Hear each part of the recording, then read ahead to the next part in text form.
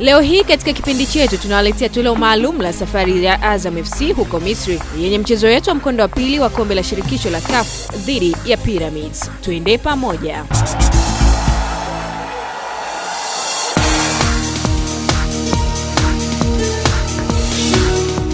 Kikosi cha AZAM FC kiliondoka Chamazi Oktoba 20 ndani ya ndege ya taifa ya ardhini Iriza I6S Plus moja kwa moja hadi uwanja wa ndege wa kimataifa wa Julius Nyerere.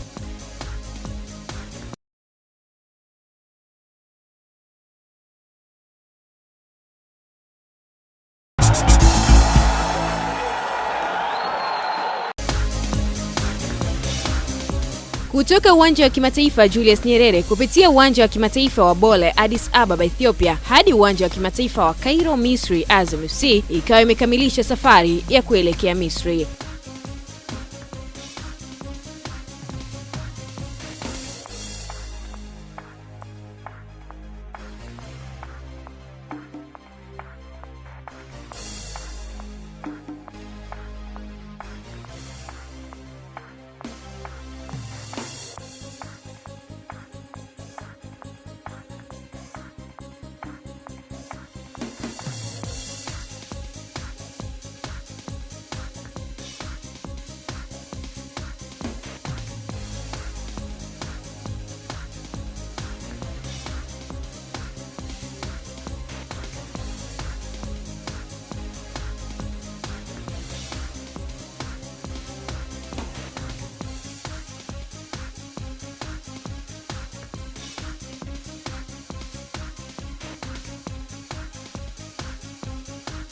Kikosi kikapokelewa kwa heshima kubwa kutoka kwa wenyeji wetu Pyramids ambao walituandalia mabasi mawili aina ya Mercedes Benz kwa ajili ya msafara. Timu ikafika hoteli ya kifahari ya The Guard iliyopo katika eneo la makazi ya kipekee la Heliopolis jijini Cairo.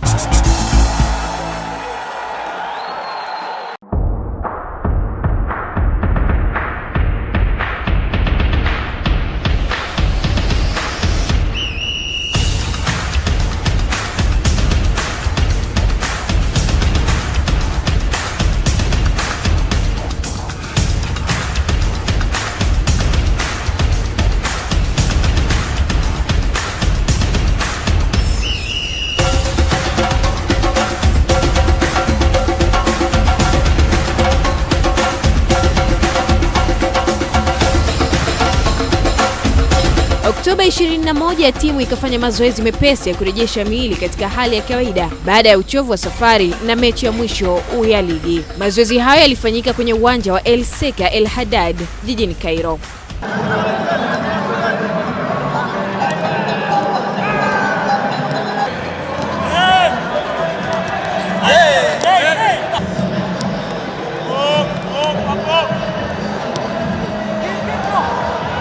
Ni katika uwanja huu ambapo AZAM FC ilishangiliwa sana na mashabiki wa soka jijini Cairo. We love the AZAM team. I love you. AZAM team. You are the first Egyptians like AZAM team. Idris Ilunga Mbombo ambaye alicheza soka nchini Misri alivutia wachezaji wengi chipukizi akiwemo kijana huyu. Badkora بعد الماتش احنا مشاركين هنا. Mbombo mwenyewe akafafanua walichokuwa kiongea na kijana huyo. Ni wachezaji wa hapa wa junior, ni mtu ananifahamu wakati nilikuwa nacheza hapa Egypt, alikuwa kunisalimia na tunasalimiana naye. Alikuwa ananiuliza, alikuwa anajua pengine nikitoke Guna taenda hali. Sasa ni kwa nini nilitoka Guna na naenda AZAM? Si nilimwambia Guna si ukwe na game time ya mingi, ndio pale nilienda AZAM.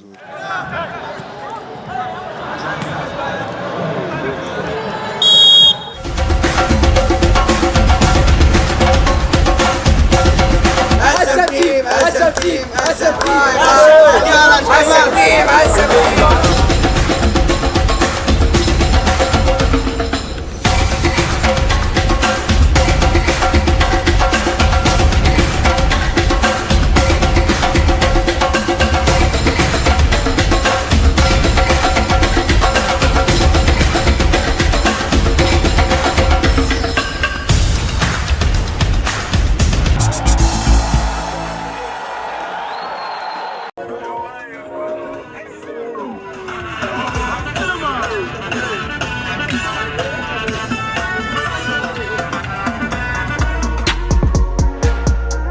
Siku iliyofuata Oktoba 22, timu ikafanya mazoezi kwenye uwanja wa June 30 ambao mechi ilipangwa kufanyika.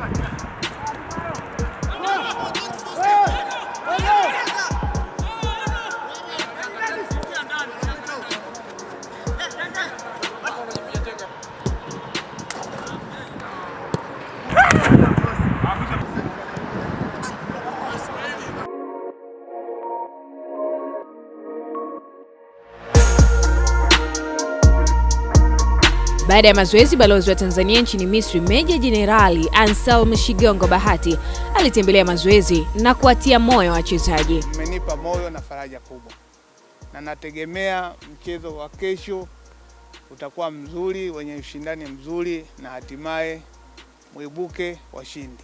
Niwaombee heri, kesho muamke salama, na baadaye tukutane kwenye pichi hapa, mfanye vizuri. Na Jumapili tuweze kufanya utalii hapa tukifurahi. Ushindi. Viongozi wa klabu wakiongozwa na mwenyekiti Nasor Idrisa nao wakapata wasaa na kuongea na wachezaji. Sisi tumekuja hapa kama viongozi wenu, baba zenu, kuja kuwasapoti, tuko nyuma yenu, tutakuwa pale inshallah tukiwa hai, tuwahamasishe. Mungu akijalia tufanikiwe, tuende raundi nyingine. Na karibuni sana kwa kweli. Mimi kwa niaba ya uongozi wa kampuni na wafanyakazi tuliopo huko nimekuja kuwawakilisha. Kwa kweli tuna imani kubwa, na kikubwa ni kumtegemea Mwenyezi Mungu. Sote tukimweka Mungu mbele, basi mambo mengine yote yanawezekana. Niwatakie usiku mwema and I wish you all the best. Kila la heri.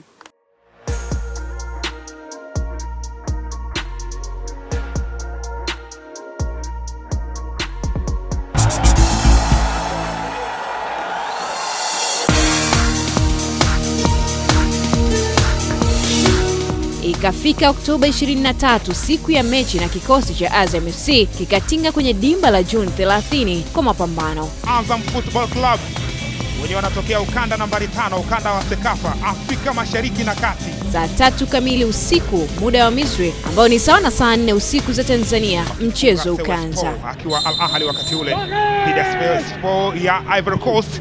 Kabumbu imeanza namna hiyo. Mchezo wa kukata na shoka kweli, tunatarajia kuona hapa Kombe la Shirikisho Afrika 2021-2022, Pyramid dhidi ya AZAM Football Club. Sobhi Ramadhan pembeni kule kwake Mohamed Sharaf Aldin Hamdi. Weka cross kwenye nafasi, Ramadhan Sobhi.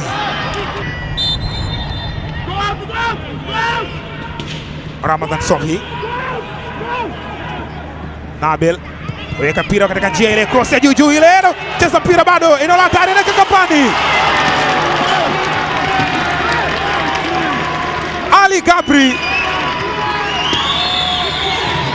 kutoka Harare, Zimbabwe. Hii ndio jaribio ambalo clearance ya Sharif El Ikrami haiko nzuri. Paul Katema ndani, lakini imeshindikana, mpira umeondolewa. Idris Bombo. Idris anachukua na mali ile, bado anaendelea kuondoka. Chazulu ajitangulizia ndefu, anampima, anamweza kosa imechonga, lakini Paul Katema wow, kamzunguka vizuri.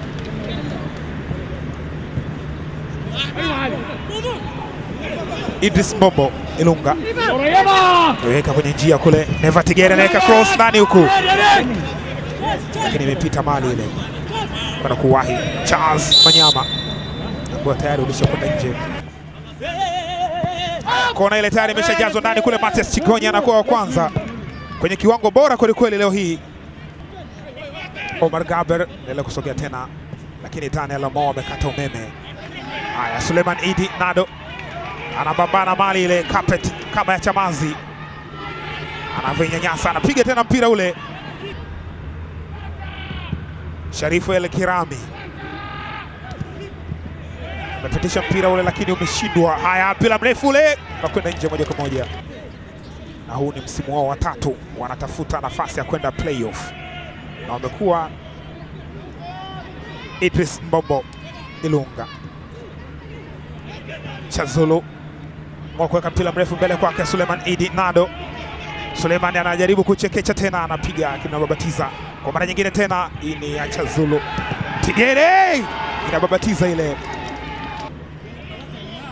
lakini kenda kumgonga Ali Gabri katika kichwa.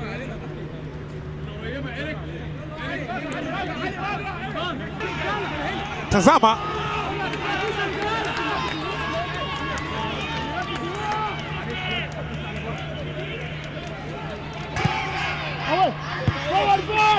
anajibiwa kwa kichwa, anaongeza tena kichwa kingine, bado utulivu haujawa mzuri, lakini wa kwanza ni Eric Traore, wa pili ni Abdallah El Said, anakataa Edward Charles Manyama.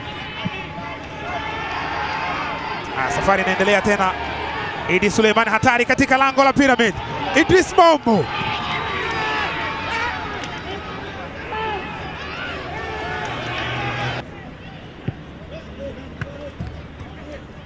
tazama namna ambavyo alikuwa anakwenda,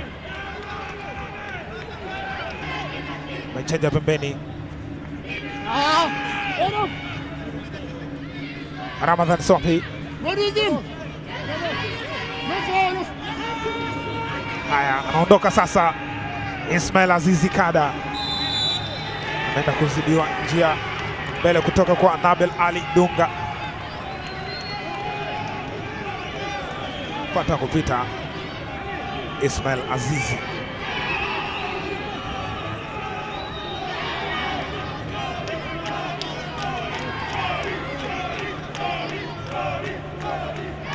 Mates Chigonya anajaza ndani, kile mwamuzi anasema kuna mchezaji wa Azam amesukuma, ishara ambayo anaitoa.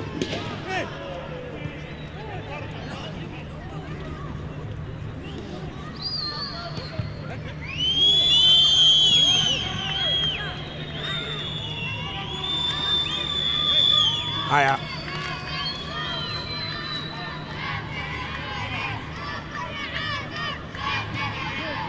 wanaanza nyuma kutengeneza jaribio, na dakika 90 zote za mchezo zimemalizika hapa katika uwanja wa Juni 30. Japo tulipoteza, lakini vijana walijituma na kupambana kwa kila silaha waliokuwa nayo uwanjani. Mwisho wa mchezo, kocha msaidizi Vivia Bahati na baadhi ya wachezaji wakiongozwa na nahodha Sospita Israel Bajana waliongea na Azam FC TV. Ni kweli ukitazama kisi mechi ilikuwepo, kipindi cha kwanza tulikuwa kama nyuma ya mpira muda mrefu. Bahati mbaya tukaruhusu goli la dakika kama 28. Tulipokuruhusu kipindi cha pili sema kama hatuna cha kupoteza, tuweze kubaki nyuma ya mpira, sisi tufunguke tu tucheze, kitatokea kitokee. Sasa tumepata nafasi zenye hazikuwa ndogo kama 3 nzuri. Bahati mbaya niseme tu kwamba bado hatujawa na umakini mzuri karibu ya goli. Yani sisi tunapata nafasi la uitumii, wengine wanapata nafasi moja wanaitumia vizuri. Sasa inakuwa ni kwamba tunajaribu tu kutizama ni umakini tunahitaji. Sasa tunabidi turudi nyumbani kwenye ligi, mashindano ya kimataifa tumemaliza, tunakwenda kwenye ligi, tutizame kwanza tunakwenda wapi. Ila ni muhimu tu kwamba ni sisi kitu kikubwa ni kwenda kutazama tunapata nafasi, tusitengeneze. Sasa inabidi tutafute na watu wenye tutengeneze mbele ya goli. Na imani kwamba tutabidi sasa tujifocus kwa watu wenye tukimpa nafasi, akitafute nafasi aitengeneze vizuri, akitengeneza vibaya basi tunakuwa tumpishe wengine. Hatuwezi kubaki kila siku tunatengeneza nafasi unasema tunashinda, naambia watu tutatengeneza tena. Mechi nyingine tutatengeneza na kwa kila mtu anakuwa kama katika nguvu. Sasa tunakwenda nyumbani kutengeneza nafasi zingine, tuzungumze na wachezaji ili mtu akipata nafasi mbele ya goli awe makini, aitumie vizuri, tupate mafanikio mazuri. First half tulikaa nyuma mpira wakaweza kupata goli, so ikabidi sasa ikawa no option, ibidi mechi sasa ifunguke, anaweza kushinda ashinde. Sasa waliona mashambulizi, tutengeza mashambulizi mengi sana kwao, so nahisi haikuwa bahati upande wetu. Nilikuwa naambia jamani, muda unazidi kwenda na tuko nyuma goli moja, we have to push. Hakuna njia nyingine ya sisi qualify zaidi ya kupata goli. So nilikuwa nawahimiza jamani, muda ndo kama huu unazidi kwenda, let's push. na nashukuru vijana wangu kwa kweli wamepushi. Hii yote ni kwa sababu ya mwalimu na maelekezo tu nini anaonipa baadhi fulani kwamba ninakuchezesha position ambayo sio yako, lakini ninakupa majukumu fulani 1 2 3 naenda katekeleza. Mimi ninadhani ni mwalimu ndio anayejua zaidi mimi nini anitumie wapi, kwa maana center back, full back wa kushoto ninapangwa na mwalimu. So mimi popote pale ninaweza kucheza endapo mwalimu nini atataka nicheze kwa majukumu yake nitakayonipa mimi nipo lazima kwenda kuyatekeleza. Kadri ya siku zinavyozidi kwenda ninaona kabisa kiwango changu kinazidi kupanda, na mchezaji mkubwa lazima ucheze mechi kubwa kama hizi. Kwa jinsi ninavyoikumbuka ile nafasi ilikopo pasi ambayo imetoka kwa nani? Katema au Bryson. Kwa hiyo ile pasi alikuwa kama anapigiwa mbombo, mimi nikamzunguka beki. Kwa hiyo nikakuta situation niliyokutana nayo ni mpira ulikopo upo karibu yangu, kwa hiyo nikashindwa kuupiga vizuri. Ndio nakumbuka hivyo. Tutajipanga kwa michuano hii inayofuata. Sasa hivi tufocus na ligi yetu, tuangalie jinsi gani tunaweza tukakaa nafasi ile tunayoitaka. Mwenyekiti Nasor Idrisa naye akatoa neno baada ya mchezo. Sisi kama viongozi wa AZAM FC kwanza tuna matumaini makubwa na timu yetu, kwa sababu tunaiona kila uchao inazidi kuimarika.